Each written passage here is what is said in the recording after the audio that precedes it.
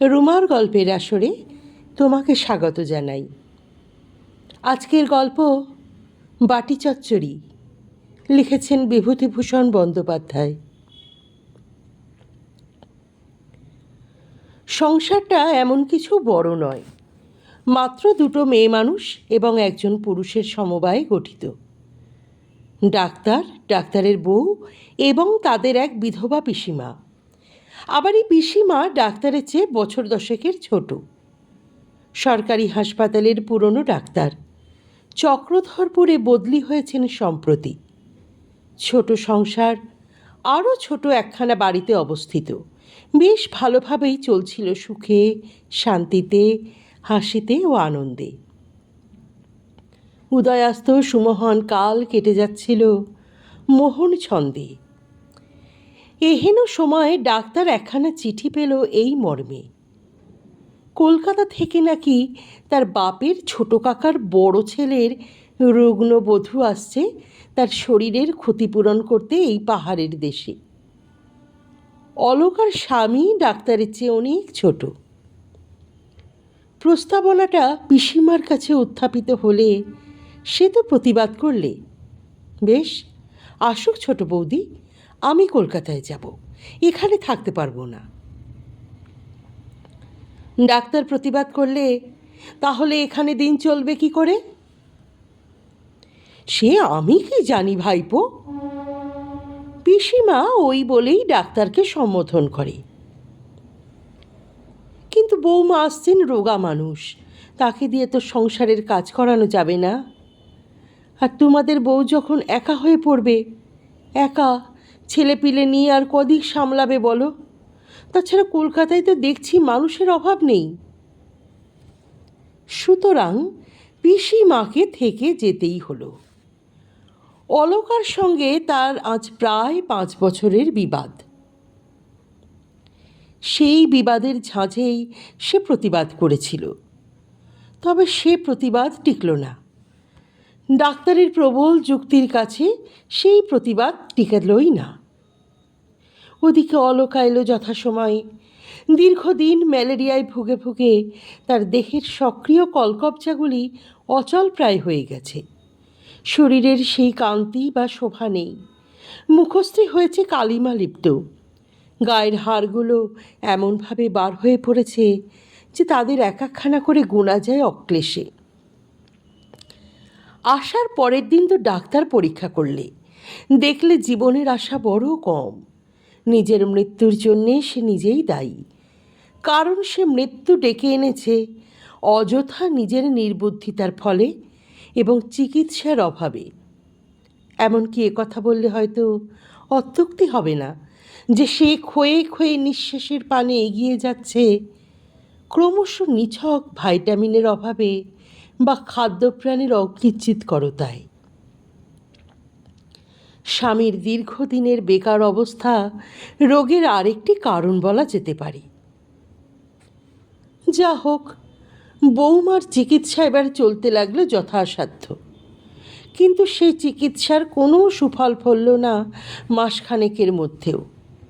Doctor হতাশ হয়ে মাথায় হাত দিয়ে বসল। তবু অলকার রোগ কমল না, পরন্তু বৃদ্ধি পেতে লাগলো একটু একটু করে, দিন দিন, সকল চেষ্টাকে ব্যর্থ প্রতিপন্ন করে।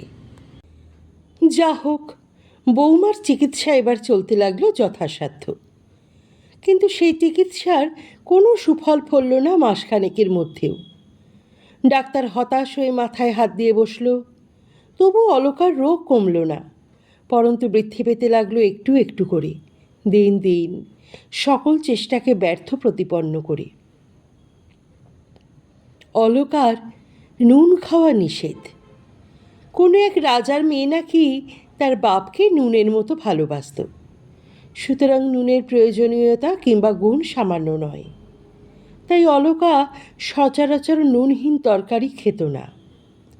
ডাক্তারের বউ আবার লোককে খাওয়াতে নাকি বড় ভালোবাসত, সুতরাং অলকার খাওয়ার কষ্ট দেখে তার করুণ মন ক্লিষ্ট হতো অত্যন্ত। অনেক বলে কয়ে সে স্বামীর কাছ থেকে বৌমার সামান্য একটু বাটি চচ্চড়ি খাবার অনুমতি পেয়েছিল এবং প্রতিদিন তার জন্যে একটা বাটি চচ্চড়ি করে দিত সযত্নে। সেদিন অনেকগুলো বিছানা পরিষ্কার করে উঠতেই ডাক্তারের বউয়ের বেশ বেলা হয়ে গেল। পিসিমা তাড়াতাড়ি স্নান করে এসে রান্না করতে বসল, আর বৌমা বাতায়ন পাশে বসে দূর আকাশের পানে তাকিয়ে দেখতে লাগলো অপরূপ মেঘের খেলা। দূরে অতিকায় ধূমের মতো দাঁড়িয়ে আছে আকাশচুম্বী পর্বত, তার নিচে ইতস্তত বৃক্ষলতা শোভিত কালো বর্ণের ছোট ছোট পাহাড়, তাদের গায়ে লাল কাঁকড়ের বঙ্কিম পথরেখা। মনে হয় যেন কোনো অচিন দেশে চলে গেছে পাহাড়ের বুক বেয়ে। বৌমা অন্যমনস্ক হয়ে ভাবছিল। এমন সময় ডাক্তারের বউ ভিজে চুল মুছতে মুছতে এসে বলল, বৌমা, আজ কি দুধ সাবু খাবে? যা হোক দিয়ে খাবো এখন মা। কেন বাটি করতে দিলে না? থাকি, কুটনো তো সব কোটা হয়ে গেছে। তা হোক, তুমি একটা বাটি করতে দাও মা। কথা শেষ করে ডাক্তারের বউ গৃহত্যাগ করে, আর বৌমা উঠে যায় বাটি চচ্চড়ির কুটনো কুটতে। পিসিমা কড়ার ওপর মাছ দিয়ে একবার বটির পানে তাকিয়ে নিল, তারপর বলি হ্যাঁ গা বৌদি, আমার গতরে কি এমন পোকা পড়েছে? বৌমা সবিস্ময় কয়, কেন ঠাকুরজি? মুখরা পিসিমা তখন ফেটে পড়লেন। আমি কি বাটির কুটনো কুটতে পারি না? কুটলে কি হাতে পক্ষাঘাত হতো? তেজ করে আমায় একবার বলা হলো না? রোগ তো 12 মাস লেগেই আছে, তার আবার অত দিমাগ কিসের? রুগ্ন বধূটির শুষ্ক নয়নদয় বিদীর্ণ করে ঝরে পড়ে অঝরে মুক্তার মতো অশ্রুকণা, নিদারুণ ঘৃণায় ও বেদনায়, ননদের এই বাক্যবাণের সুতীব্র আঘাতে। স্বামীর অর্থহীনতা এবং নিজের রোগের চিন্তায় তার সারা কোমল অন্তরাত্মা সহসা রিরি করে ওঠে, আর পিসিমার মুখে তখন যেন তুবড়িতে আগুন লেগেছে। সমস্ত বারুদ না নিঃশেষিত হলে সে নীরব হবে না। বৌমা আস্তে আস্তে বাটিটা নিয়ে আসে সকলের অজ্ঞাতসারে। ঘণ্টা দুয়েক পর পিসিমার বারুদ ফুরিয়ে যেতে ডাক্তারের বউ এসে বললে, বৌমা, বাটি আমায় দাও মা, আমি করে দিচ্ছি। ছি ছি, মানুষকে মানুষ অমন করে বলে? 20 বছরের রোগশীর্ণ বধূটি আজ সারা হৃদয় মথিত করে কেঁদে ফেলল বিপুল বেদনায়। শ্বশুর শাশুড়িকে অকালে হারিয়ে সে আর বিধবা ননদের গঞ্জনা সহ্য করতে পারছে না। ডাক্তারের বউ আঁচল দিয়ে তার চোখের জল মুছিয়ে দিয়ে বললে, কেঁদো না মা, বাটিটা আমায় দাও।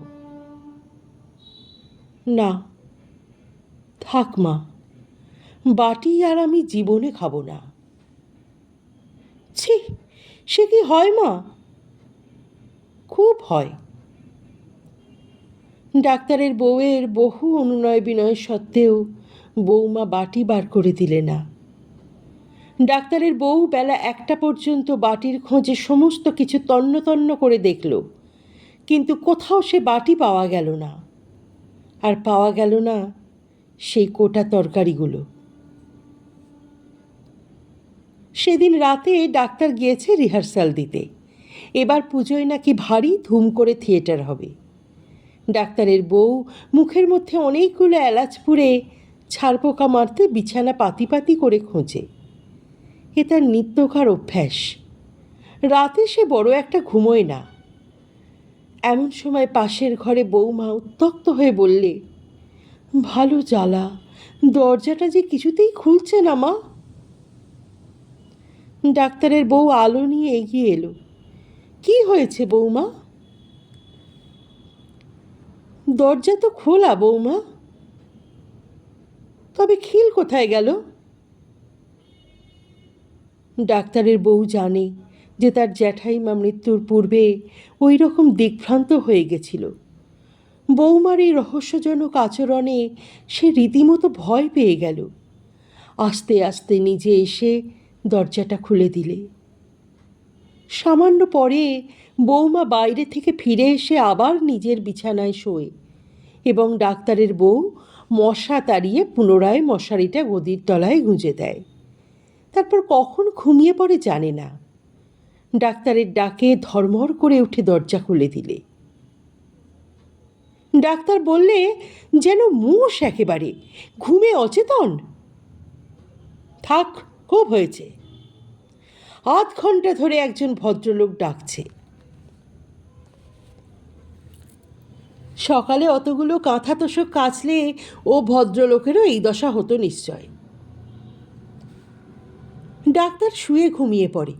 কতক্ষণ যে ঘুম ঘোরে কেটেছিল দুজনের তা হয়তো তারা জানে না। ডাক্তারের বউ সহসা সচেতন হল স্বামীর আহ্বানে। ওগো, দেখো তো, ও ঘরে বৌমা যেন কি বলছেন। ডাক্তারের বউ শুনলে বৌমা পাশের ঘরে বলছে, দূর ছাই, কিছুতেই তো আলো জ্বলছে না। রুগ্ন কণ্ঠে ক্ষীণ স্বরে নিশীথের নিস্তব্ধতা ভঙ্গ করে অট্টহাসি হেসে ওঠে, যেন কিসের ব্যাকুল প্রচেষ্টায়। ডাক্তারের বউ গৃহে প্রবেশ করে দেখে সে এক অদ্ভুত ব্যাপার। বৌমা মশারির মধ্যে হারিকেনের ল্যাম্পও নিয়ে বসে অনবরত ফসফস করে দেশলাইয়ের কাঠি জ্বেলে যাচ্ছে, আর সেই প্রজ্বলিত কাঠি চিমনিতে ঠুকে ঠুকে নিভিয়ে ফেলছে প্রতিবার। এমনই করে জ্বালাতন হচ্ছে ব্যর্থতার বেদনায়। ডাক্তারের বউ স্তম্ভিত হয়ে স্থাণুর মতো স্থির হয়ে থাকলো এক মুহূর্ত। তারপর বললে, বৌমা, ও কি করছো মা? বউ মৃদু ক্রন্দনের সুরে বললে, দেখো দেখি মা, আলোটা কিছুতেই জ্বলছে না। বৌমার জ্ঞান সহসা ফিরে আসে। কিংকর্তব্যে বিমূঢ়ের মতন তাকিয়ে থাকে ডাক্তারের বউয়ের পানে। ডাক্তারও এগিয়ে আসে। তারপর তড়িতে বৌমাকে পরীক্ষা করে বলে, শিগগির আগুন করে ওর হাত পা সেঁক করো। এতক্ষণে পিসিমার ঘুম ভাঙে। সে আলস্য ত্যাগ করে পিটপিট করে তাকিয়ে থাকে। ডাক্তার এসে তাড়াতাড়ি বৌমাকে একটা ইঞ্জেকশন করে দিলে। তারপর বাইরে গিয়ে বললে, না, এত করেও বৌমাকে বাঁচাতে পারলুম না। নয়ন কোণ থেকে ঝরে পড়ে বিন্দু বিন্দু অশ্রুকণা। ডাক্তারের বউয়ের চক্ষু হয় বাদল দিনের সজল আকাশের ন্যায়। মুহূর্তে সব কিছু এলোমেলো হয়ে যায়। কলকাতায় টেলিগ্রাম করা হয় বৌমার স্বামীর কাছে, তবুও যদি একবার শেষ দেখা করতে আসতে পারে। ডাক্তার যথাসাধ্য চেষ্টা করলে।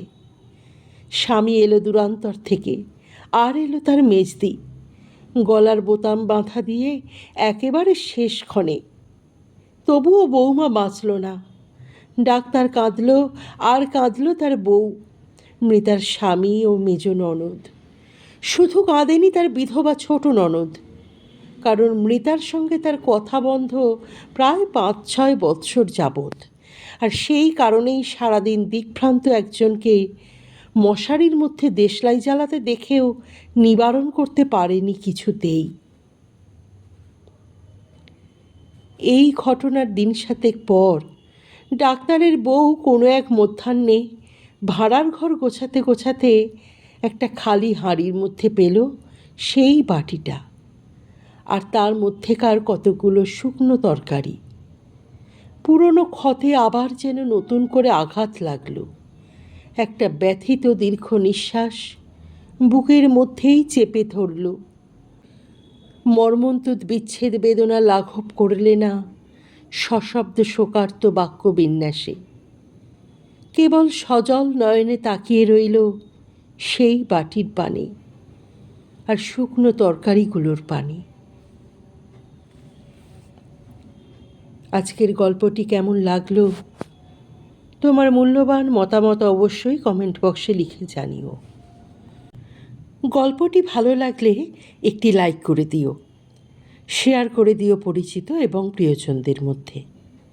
আর যারা এখনও চ্যানেলটি সাবস্ক্রাইব করনি তারা কিন্তু চ্যানেলটি সাবস্ক্রাইব করতে ভুলো না। অপেক্ষা করো পরবর্তী গল্পের জন্য।